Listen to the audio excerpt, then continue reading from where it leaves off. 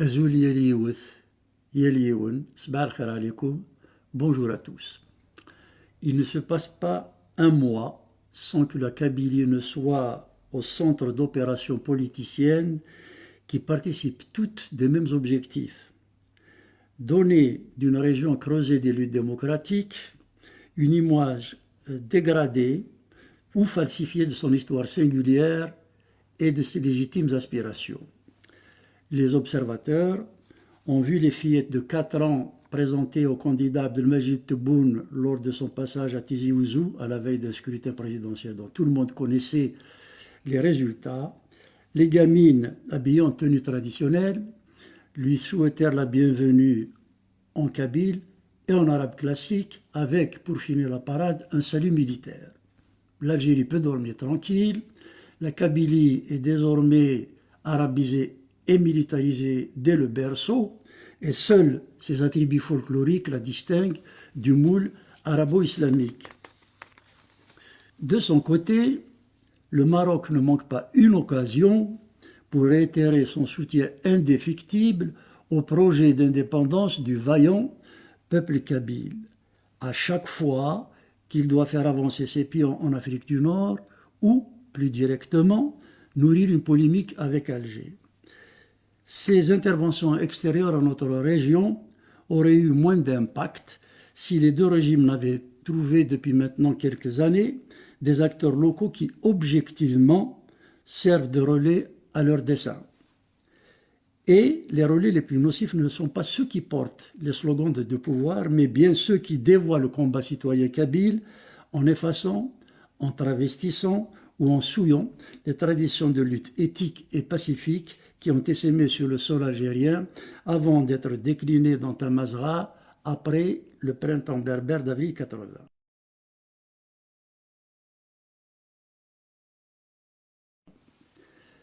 Emblématique de cette servitude, la dernière saillie en date nous vient encore de l'inénarrable Farhat Mahni, qui a commis le 6 octobre une conférence débat devant un petit groupe d'adeptes et qui vient de m'être transmise. Il y expose une version fantasque et délirante du boycott scolaire de l'année 1994, où, entre autres lubies, il m'attribue des propos, positions ou décisions qui sont le contraire de ce que j'ai pu dire ou faire à l'époque. Les acteurs qui ont vécu cet événement sont personnellement interpellés. Mohamed Amarouche, lui aussi longuement et abusivement impliqué dans ce fatras de contre-vérité, a réagi sur son portail Facebook le 13 octobre par la dérision. Je cite, « Le boycott 94, le niveau du conférencier des présents était très bas. Je ne peux pas descendre aussi bas. J'ai mal au dos, plaisante l'universitaire. » Et c'est vrai qu'on peut partager ce traitement par l'ironie méprisante s'agissant d'un discours aussi incohérent et si risible.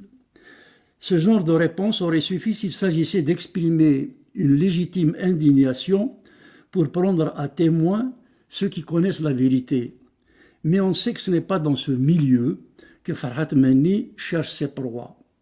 Nous nous sommes tous amusés de la bouffonnerie d'un appel émis de Londres un 18 juin, où un individu qui déclarait se placer dans le sillage du général de Gaulle et qui annonçait la levée d'un corps de contrainte en Kabylie, qu'il semble d'ailleurs vouloir désormais renier.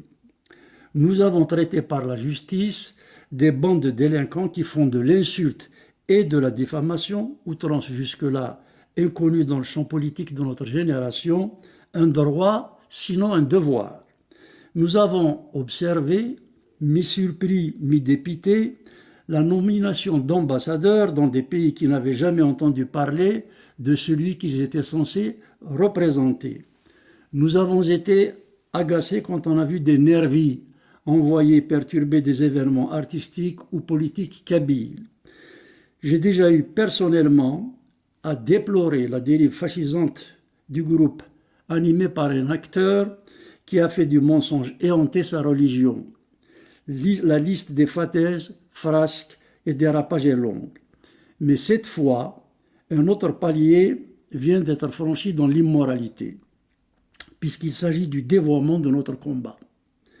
Se taire serait se renier ou se faire complice d'une infamie qui rendrait les générations futures captives de terribles perfidies. Nous savons tous ce qu'il en a coûté au pays quand des hommes vertueux se sont tus, pendant que des charlatans et les fourbes distillaient leurs mensonges sur la guerre de libération. Quand il s'agit de protection du patrimoine historique, le combat ne saurait connaître le moindre répit et doit tous nous mobiliser. Même en temps de vives perturbations politiques, ce qui est le cas aujourd'hui, et notamment en Kabylie. Et parce qu'elle attente à la mémoire, la mystification du 6 octobre doit être démasquée sur le champ. D'autant que ce révisionnisme risque, selon les propres déclarations de l'intervenant, d'être prolongé par d'autres incartades. Alors, comme toujours, l'homme commença par jurer qu'il n'était pas animé par la volonté de régler des comptes ou de discréditer d'autres personnes ou de se tresser des lauriers. Il promit même de fournir documents et témoignages avérés confirmant ses dires. Ceux qui connaissent le personnage savent que ces précautions oratoires annoncent toujours le contraire de ce qu'elles affirment. Et cette séquence ne démentira pas la coutume. Haine sourde, calomnie oblique, récupération impudique, égo démesuré, mensonge par omission ou par construction, structure l'intervention du 6 octobre. Et lorsque, par ailleurs, Farhat Meni proclame qu'il est pacifiste, c'est pour laisser publier sur le site de son mouvement des condamnations à mort de personnes qui l'ont quitté après avoir découvert l'opacité de sa gestion et l'indigence de sa démarche. Des militants qui osèrent demander une traçabilité des financements de sa mouvance furent violemment pris à partie par des barbouzes. S'il promet la vérité, c'est pour faire endosser à des morts des paroles qu'ils n'ont jamais prononcées ou les impliquer dans des décisions qui peuvent être le contraire de leurs convictions. Naturellement, cette fois aussi, aucun document ni témoignage ne fut produit pour valider son propos. En la circonstance, il s'agit d'histoire. Certains des avanies que Farhat Meni a infligées au public méritent une analyse quant à leur motivation, la nature de leurs manifestations et leurs implications sur notre région. Il affirme péremptoire que la décision du boycott avait fait l'objet de longues discussions dans la coordination nationale du MCB, dont tous les éléments étaient des militants du RCD. Cela est faux. Nos discussions portaient sur la manière de mobiliser les citoyens contre la relance de la loi sur l'arabisation que le pouvoir venait de remettre au goût du jour, en veillant cependant à ne pas pénaliser la scolarité des élèves. Au bout de quelques semaines, la proposition de Hansadi d'investir les établissements scolaires de Kabylie une fois par semaine ou par quinzaine pour y dispenser 1 à 2 heures de cours d'histoire remporta l'adhésion. Boussad Boudief, président du bureau régional du RCD de Tizi Ouzou, a publiquement confirmé cette information. Mais les cadres et militants n'avaient été informés du boycott qu'au dernier moment. Personnellement, c'est à Paris que j'avais appris dans le journal L'Ouatan, à l'époque la presse algérienne écrite était distribuée dans les grandes métropoles françaises, que la Kabylie était engagée dans un boycott scolaire illimité, tout palier confondu. Ce n'était pas la première fois que Farhat Meni lance une action sans penser à la méthodologie, la faisabilité, les conséquences humaines et politiques de sa décision. J'ai aussitôt contacté de la capitale française M. Arzgharij, l'un des responsables de l'association des parents d'élèves, pour lui demander s'il avait été associé à la grève que je venais de découvrir. Voici un extrait de son témoignage. Vu ma position de militant du RCD, j'ai essayé mais en vain de contacter le docteur Sadi à l'étranger pour lui faire part de l'inquiétude justifiée des parents d'élèves. Le jour même, Le docteur Saadi me rappelle pour me demander si les parents d'élèves ont été consultés avant la prise de décision du boycott scolaire illimité. Je lui ai répondu que nous avions appris la décision, comme tout le monde, à travers la presse. Après un moment de silence, le docteur Saadi m'a demandé si possible de convaincre les parents de ne pas faire de déclaration dans l'immédiat. En réponse à la question pourquoi nous n'avons pas été informés à la prise de décision, je découvre que le docteur Saadi lui-même n'avait pas été consulté. J'avoue que j'étais abasourdi. Avant de terminer, j'invite M. Mhenni Farhat à un peu de retenue et de cesser de s'attaquer à la mémoire de ceux qui ont été, de leur vivant, les meilleurs d'entre nous. Saïd Derami et Mohamed Aouchta étaient des personnes exemplaires. Salir leur mémoire ne fait pas grandir. Fin de citation. Voilà un autre témoignage tout aussi accablant. Il est de feu Ammar Hamadi, vieux militant du MCB qui avait caché chez lui la Ronéo sur laquelle nous tirions la revue Tefsout, et il devint ensuite responsable du bureau régional du RCD de Tizi Ouzou. Je cite. Quelques jours avant la rentrée 94-95, Farhat est venu me voir pour me dire ceci. Voilà, l'idée du boycott scolaire est décidée, il faudra la soutenir. Je lui ai dit qui a décidé de cette action. Il m'a répondu, c'est le boss. Je lui réponds, c'est qui le boss? Sa réponse, c'est le docteur Saadi en réunion de l'exécutif. 26 ans après, ce même Farhat vient dire que le docteur Saadi ne voulait pas, et c'est moi qui l'ai décidé seul, pourquoi ce mensonge, etc. Il n'avait jamais été question du boycott scolaire dans une réunion du bureau exécutif du RCD. M'attribuer ces décisions alors que je me trouvais à l'étranger avait deux raisons. D'une part, le collectif militant n'aurait pas donné suite à une instruction de Farhat en perdition depuis quelques années. D'autre part, en cas d'échec ou de problème avec les familles ou les autorités, la responsabilité publique ne lui incomberait pas. Quand j'étais rentré au pays, cela faisait 12 jours que les structures du parti avaient relayé de bonne foi le mot d'ordre de la grève. Il était alors impossible d'arrêter la dynamique, d'autant que le FFS, ayant constaté l'adhésion populaire, s'est associé à l'action. Il fallait alors gérer un séisme politique et voir ce qui pouvait être tiré de positif. Mhenni fut immédiatement éloigné des centres de décision de la coordination du MCB, où, contrairement à ce qu'il prétend, il n'y avait pas d'élection. Dans le MCB, les missions furent toujours distribuées selon les conjonctures, les disponibilités et les capacités des uns et des autres. J'avais informé nos cadres qu'un homme qui impute de tels enjeux au président du parti ne peut continuer à gérer seul une instance qui était en fait une excroissance du RCD, comme du reste les commissions nationales du MCB relevées du FFS. Depuis ce moment, Majid Amazir fut chargé de la wilaya de Bjaya et Ould Ali de celle de Tizi Ouzou. Mais dans les faits, le suivi du dossier fut confié à Jamal Farjallah, membre de l'exécutif du RCD. Ce dernier a déjà confirmé sur TQ5 que, comme nous tous, il avait été surpris par l'initiative que Farhat m'avait imputée. D'ailleurs, à l'instar de l'opinion nationale, les populations kabyles qui avaient suivi l'appel étaient persuadées que le RCD qui organisait sur le terrain le boycott en était l'inspirateur. Et les élucubrations ne connaissent aucune limite. Farhat argue sans rougir que le communiqué des GIA menaçant de mort les élèves et les familles qui violeraient leur sommation à boycotter la rentrée scolaire était en fait un faux et qu'il était émis par des forces occultes jalouses de son initiative. Le communiqué du GIA était antérieur à son appel, mais au diable les contradictions. L'essentiel est de mystifier la jeunesse, flatter son ego et assouvir sa haine. Isolé et aigri, Farhat tenta un peu plus tard de lancer une dissidence où il se retrouva seul. La section du RCD d'Azazga où il était inscrit dénonça publiquement sa dérive.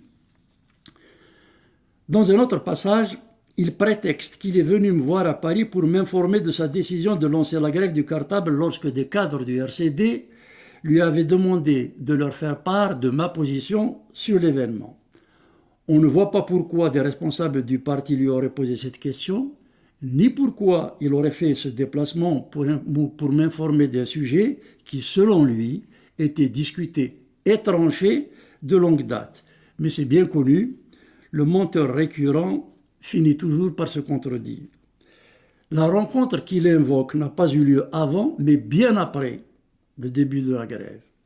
Il faut savoir que juste après son appel, et sans en informer qui que ce soit, Farhat avait évacué ses enfants sur Paris où ils furent scolarisés. C'est cette forfaiture qui fut au centre de notre dernière discussion et je savais que notre relation ne lui survivrait pas. Personnellement, je m'étais alors rendu en France pour faire revenir ma famille en Algérie.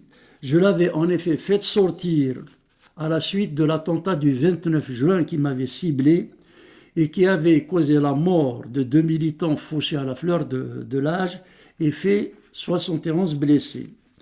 Je ne voyais pas mes enfants étudier en France pendant que je dirigeais un parti qui appelait ceux de Kabylie à boycotter l'école.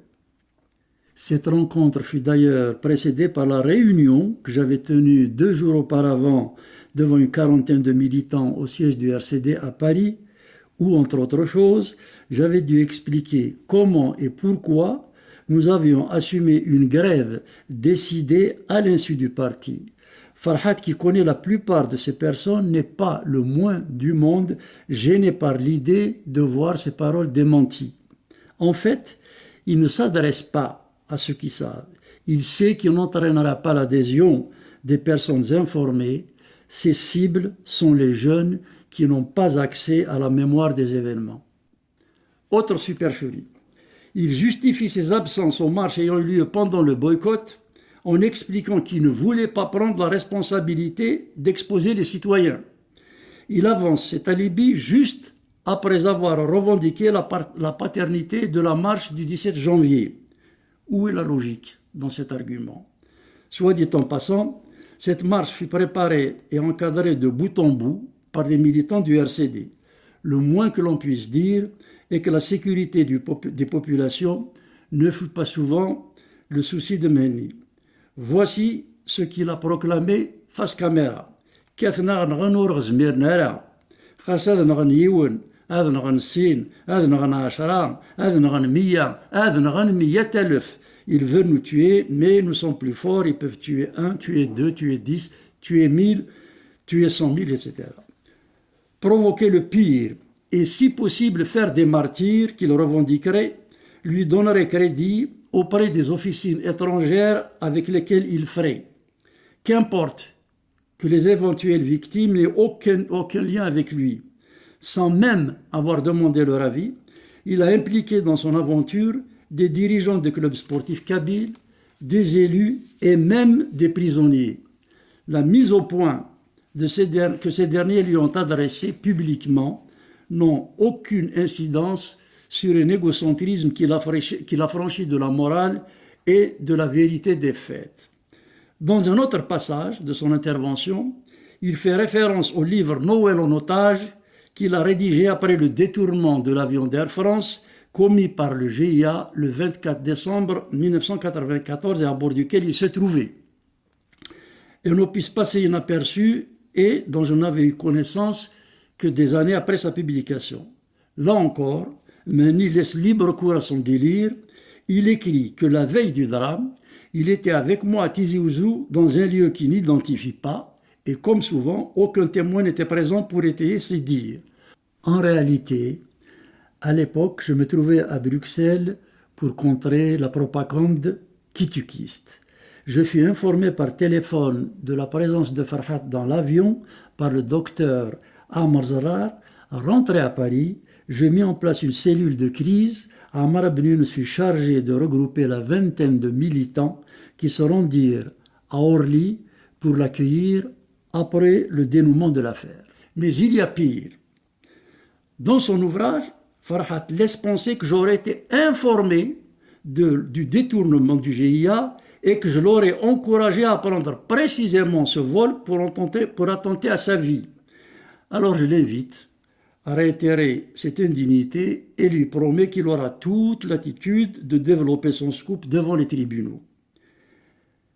Alors pourquoi Farhat Meni a-t-elle lancé sans concertation ni préparation cette grève? Nous sommes en 1994.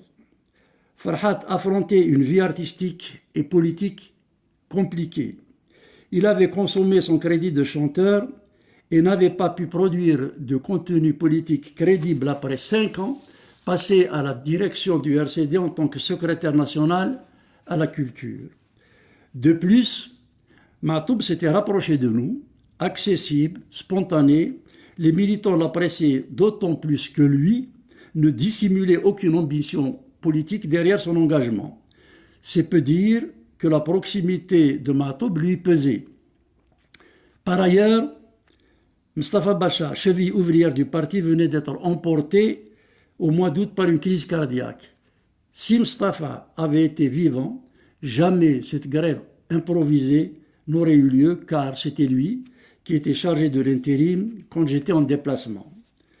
Cette tragique disparition et mon absence au pays furent mises à profit pour lancer un appel au boycott illimité. C'était pour ainsi dire une façon d'exister pour un homme alors en plein désarroi. Pour entraîner le collectif militant sceptique, il affirma sans vergogne que j'en étais l'initiateur, quitte à être démasqué quelques jours plus tard. Les observateurs extérieurs peuvent être légitimement surpris par autant d'outrecuidance, d'irresponsabilité et de légèreté. Eh bien, Farhat est ainsi fait. Quand il est acculé, l'instinct et l'instant commandent à l'esprit. L'éventail de l'imposture est aussi large qu'ancien. Récemment, il convenait sur un site web télé avec son ami Hicham Aboud, un ancien capitaine de la sécurité militaire, que Hossein Aït Ahmed était le précurseur du séparatisme kabyle. Sur un tout autre registre, il y a bien longtemps de cela, il avait enregistré en exigeant l'anonymat et pour son propre compte les chansons Veveï Nouva et Snoud, forfaiture qui fut endossée de manière sibylline à Aït Mengellet. Le menteur compulsif est condamné à la fuite en avant. Désinhibé, Farhat qui ne se contente pas de mentir aux autres ment à lui-même. Nous devons tous savoir qu'il ne s'arrêtera pas là et il n'a d'autre choix que de continuer à s'enfoncer dans ses extravagances et le déni de réalité. Il ne peut plus affronter le miroir de la vérité. De plus, et ce n'est pas une donnée mineure, la boutique kabyle est très rentable. Même Jatikhna Nassinagir,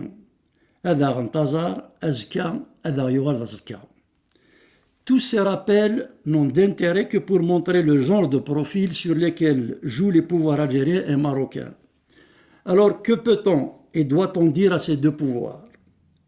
D'abord que le conflit qui déchire l'Algérie et le Maroc est une aberration au regard d'une géopolitique inédite qui est en train de dessiner le monde de demain. Et que nous sommes par ailleurs condamnés à nous positionner non pas les uns contre les autres, mais chacun pour et avec l'autre. Ensuite, que stimulés et téléguidés de pathétiques ambitions narcissiques en Kabylie pour tenter d'égarer ou de pervertir des messages ayant contribué à l'émancipation du sous-continent nord-africain n'est ni responsable ni, de toute façon, efficace. Faire de la Kabylie source de propositions alternatives, l'abcès de fixation des turpitudes des deux régimes relève de la politique de courte vue au moment où tout nous invite aux audaces prospectives.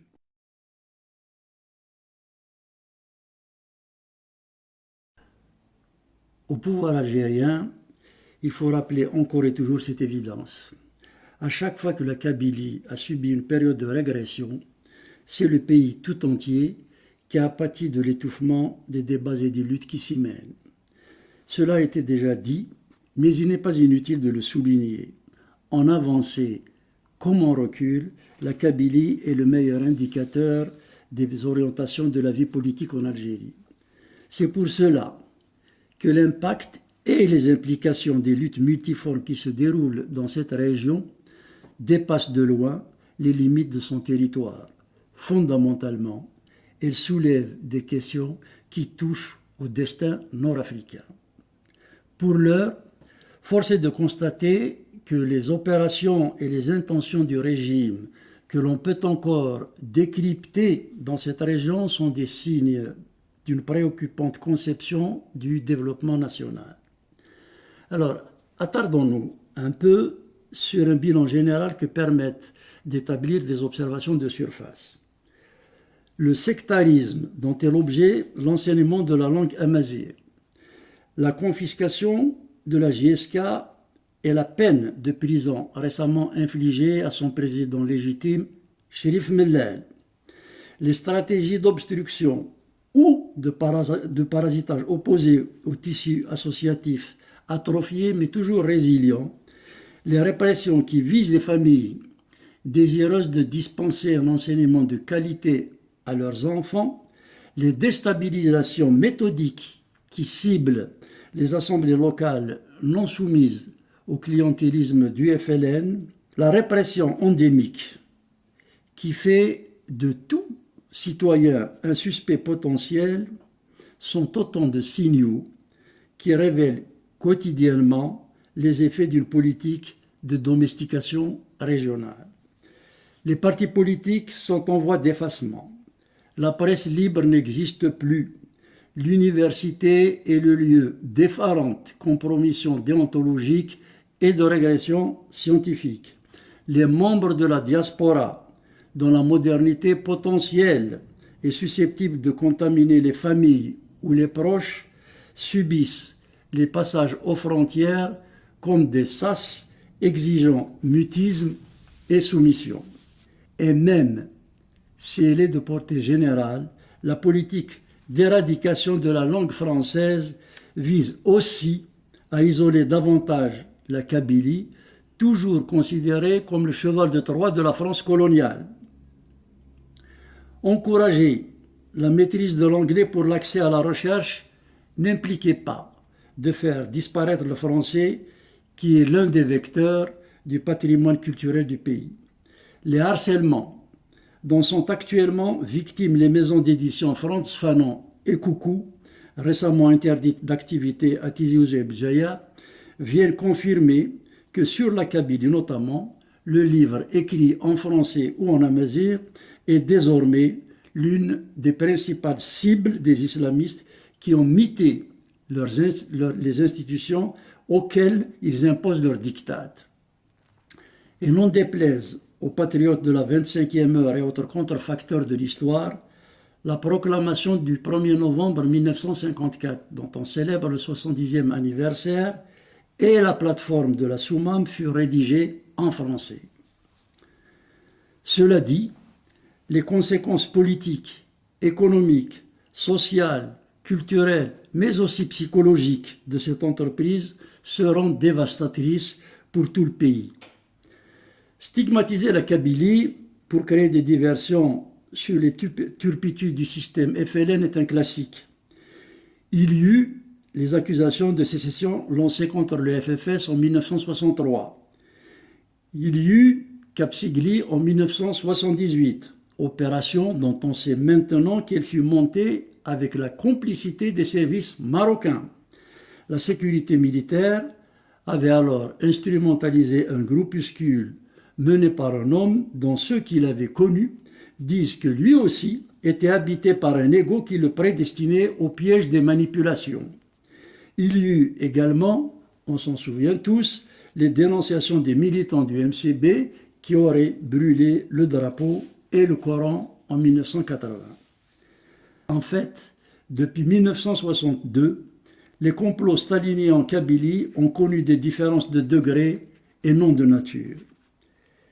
Quelle est donc la finalité de cette approche stratégique ? En Algérie, comme dans les autres pays autoritaires, la culture policière imprègne la sphère politique.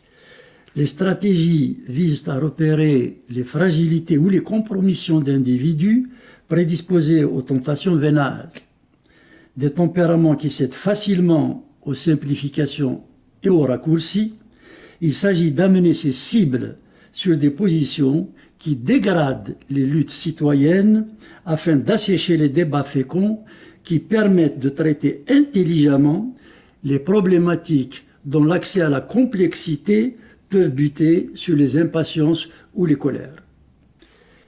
Est-ce responsable? Est-ce raisonnable de se perdre dans tant de cynisme? Mais restons pragmatiques.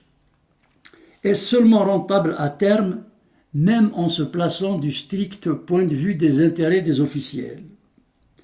Ce qui n'a pas fonctionné du temps de la glaciation du parti unique ne peut pas être efficace à l'époque de la révolution numérique. Le régime peut présentement avoir le sentiment de maîtriser la maison kabyle. Supposons que ce calcul ait quelque chance de se traduire un jour en résultat tangible. Quel pouvoir digne de ce nom peut se réjouir d'un tel bilan? Mais allons plus loin. Cette apparente domination est-elle vraiment conforme aux pulsions qui agitent les tréfonds de la Kabylie? Nous sommes quelques-uns à suivre attentivement des phénomènes a priori anodins et qui peuvent apparaître indépendants les uns des autres. Observons-les de près quand même. Des cercles, certes encore restreints, se forment pour anticiper les éventuelles opportunités de changement. Des jeunes, parmi lesquels se trouvent plusieurs filles à peine sorties de l'adolescence, aidées par leurs parents ou des tiers, disposent de portails où sont offertes des compositions musicales remarquablement structurées. Harmonie et solfège habillent des compositions revisitées d'anciens artistes ou des poèmes de belle facture. De très jeunes journalistes interviennent dans des médias privés ou informels avec une expression amazigh saisissante de concision et de professionnalisme. Des étudiants anonymes proposent sur la toile des cours de lexique amazigh avec des pédagogies originales. Ces pousses n'ont pourtant connu qu'une arabisation aliénante.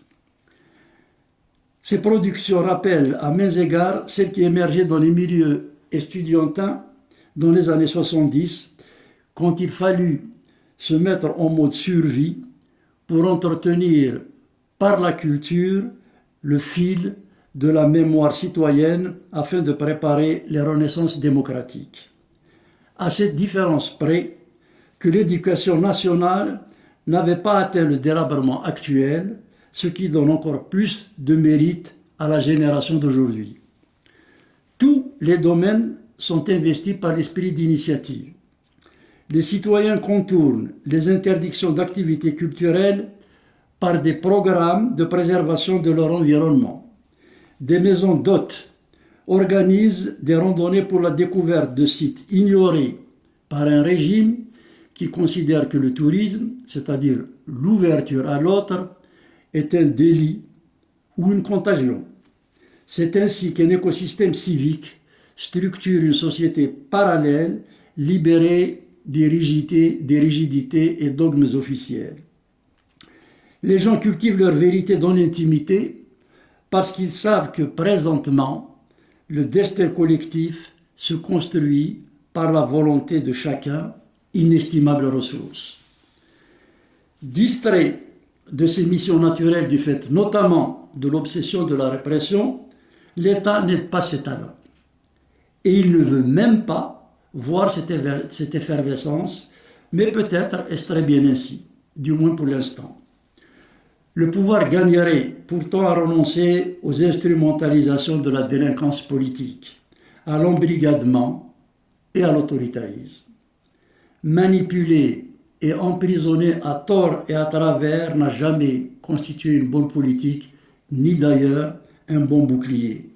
La véritable autorité ne s'impose pas, elle se consent.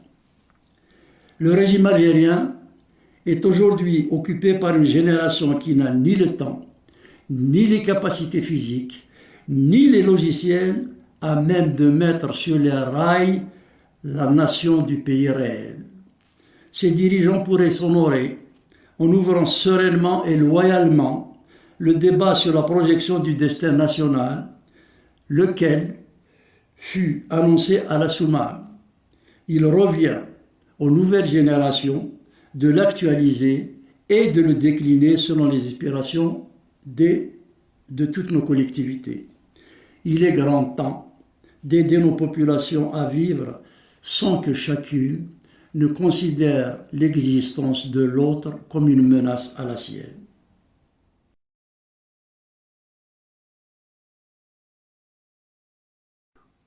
Pour ce qui le concerne, le pouvoir marocain s'est lourdement fourvoyé sur la Kabylie, un égarement qui ne manque pas de surprendre. Se saisir de cette région comme poil à gratter contre le régime algérien témoigne à la fois d'un aveuglement tactique et d'une incompréhensible inculture politique. Les leçons de la guerre des sables de Hassan II, qui lança en 1963 sur Tindouf ses troupes, ne semblent pas avoir été tirées. Au moment où fut déclenché ce conflit, il faut se rappeler que la lutte armée opposait déjà en Kabylie le FFS contre le régime de Ben Bella. L'offensive marocaine précipita le rapprochement entre les insurgés kabyles et le pouvoir central. Du coup, les maquisards du FFS rejoignirent sur le front sud-ouest l'armée algérienne qu'ils combattaient quelques semaines auparavant. Comment les services spéciaux marocains, puisque ce sont eux qui semblent avoir convaincu le pouvoir politique de cornaquer la radicalité kabyle, ont-ils pu croire que la région où la tradition du débat public est la mieux établie en Algérie pouvait céder aux appels à la sédition dont ils inspirent et guident les objectifs? Ces officines, dont le rôle est de scruter et d'analyser les éléments constitutifs du terrain adverse, n'ont pas relevé que la faction qu'ils financent depuis maintenant plusieurs années n'a pas pu capter une seule voix crédible en Kabylie, où pourtant des personnalités de renom opposées au régime ne manquent pas. Pire ou mieux, comment les limiers marocains n'ont-ils pas compris qu'à chaque fois qu'ils réactivent les slogans séparatistes, les Kabyles s'irritent d'une grossière manipulation qui vise à faire de leur région un vivier de nervis transformés en mercenaires qu'ils livreraient à Alger du jour même où Rabat obtiendrait de son voisin de l'Est quelques concessions sur le Sahara occidental. Comment ont-ils pu croire qu'ils pouvaient recycler dans la mouvance amazigh un ancien officier des services algériens qui fut le chef de cabinet du tortionnaire des émeutiers d'octobre 88. Un condottière dont le parcours pendulaire l'a amené à faire le tour des clans qui se disputent le pouvoir et la rente, avant de s'engager publiquement aux côtés des islamistes en août 2020 pour finir lui aussi comme porte-voix de la propagande marzénienne. Comment ces agents n'ont-ils pas anticipé le fait qu'en Kabylie, plus qu'ailleurs, les citoyens ne manqueront pas de relever les flagrantes incohérences et les criantes contradictions à la base de leur machination. Un royaume qui menace de 30 ans de prison toute personne qui oserait simplement accoler le qualificatif occidental au mot Sahara serait donc légitime pour se poser en parrain d'une autodétermination de la Kabylie. Un Marzen dont les appareils répressifs broient les militants rifins, alors que pour le coup, la République du Rif, certes éphémère, a bel et bien existé en 1926, se persuade que quelques poignées de dirhams suffiraient à acheter les Kabyles pour en faire la variable d'ajustement de ses rivalités avec le pouvoir algérien. J'ai personnellement eu à exprimer mon étonnement devant tant de vaines et méprisantes ruses auprès des ambassadeurs du Maroc quand les relations diplomatiques avec l'Algérie existaient encore. J'ai formulé les mêmes interrogations ou des aveux auprès de mes amis marocains quand il m'arrive de me rendre dans leur pays. Les diplomates nient évidemment le financement de leur affidé kabyle et les intellectuels lèvent les bras au ciel pour dire leur incompréhension. Au fond, l'entreprise marocaine visant à instrumentaliser la Kabylie n'est qu'une entreprise de basse police. En la circonstance, le Makhzen marocain mobilise l'argent du contribuable pour des chimères autour desquelles se déchirent ses recrues kabyles. Ces fonds auraient pu trouver meilleur usage. Il serait salutaire que le cercle des étudiants nord-africains de Paris, où se conjuguèrent généreusement les efforts des patriotes des 3 pays à l'époque coloniale, puisse être réactivé pour de nouvelles missions de nos diasporas qui se côtoient sans se voir.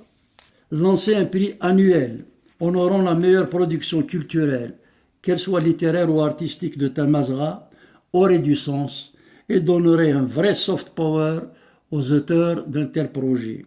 Il faut en finir avec les approches policières de nos relations. Aux dirigeants marocains qui savent que l'histoire immédiate commande de faire preuve de lucidité et de hauteur de vue, je voudrais dire ceci. Notre avenir commun mérite autre chose que ces péripéties sans lendemain.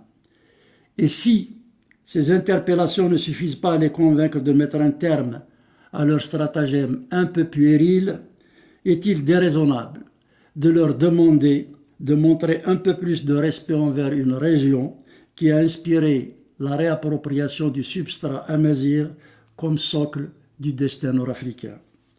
Faut-il rappeler aux sorciers de l'ombre marocains que la Kabylie a fourni à leur pays des cadres, qu'ils soient instituteurs ou employés dans la moyenne et la haute administration, qui ont contribué à l'édification de ces institutions avant, pendant et après le processus qui a conduit à son indépendance.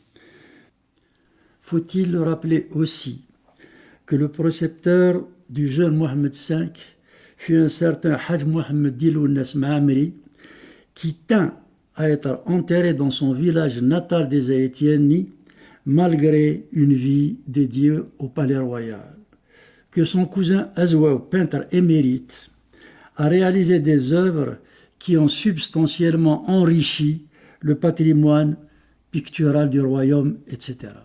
Il est grand temps que le Maroc saisisse que les provocations conjoncturelles, lorsqu'elles perdurent, sont les poisons du futur.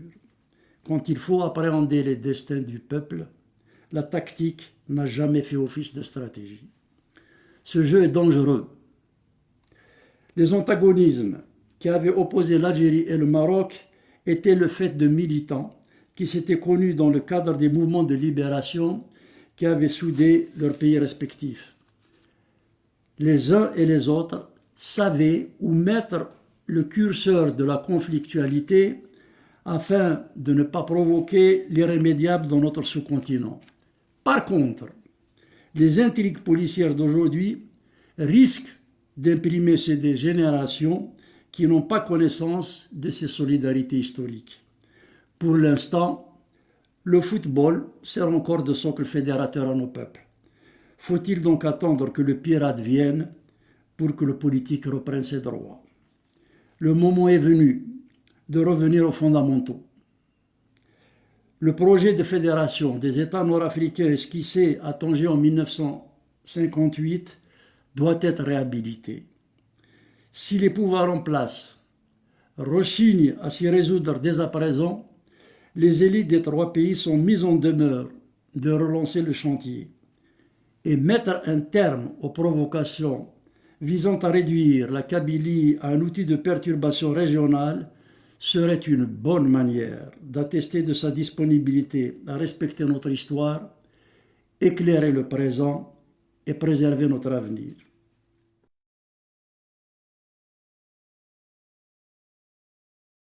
L'Algérie, comme le Maroc, serait bien inspirée de concevoir des approches qui valorisent les potentialités culturelles, intellectuelles et politiques de la Kabylie au lieu de spéculer sur le désespoir de ses populations.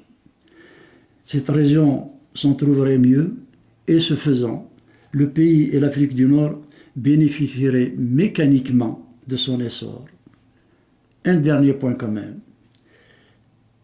Si des pouvoirs peu scrupuleux ont misé sur les travers et les faiblesses kabyles, c'est aussi parce que trop souvent, les enfants de cette région, du moins ceux qui ont le devoir et les capacités de mobiliser la vigilance citoyenne, ont privilégié le confort, la paresse et l'égoïsme quand il fallait s'élever contre des réflexes de secte qui veulent que l'on taise ou couvre les erreurs et les fautes parce qu'elles sont commises par un des leurs.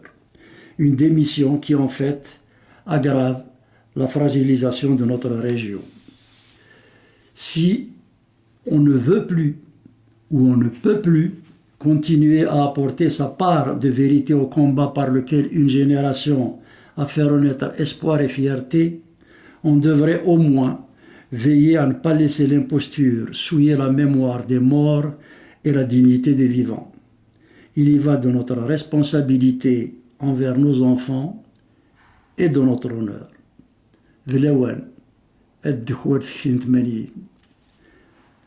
Au passage, je signale que le boycott scolaire de 1994 a fait l'objet d'une rigoureuse description dans le tome 3 de mes mémoires, La haine comme rivale, publié en janvier 2003 aux éditions Frantz Fanon à Alger et Altava à Paris. L'événement y est documenté par des écrits de l'époque et les positions des acteurs qui ont vécu cette séquence au premier plan sont étayées par leurs propres témoignages, dont certains sont présentés dans cette intervention.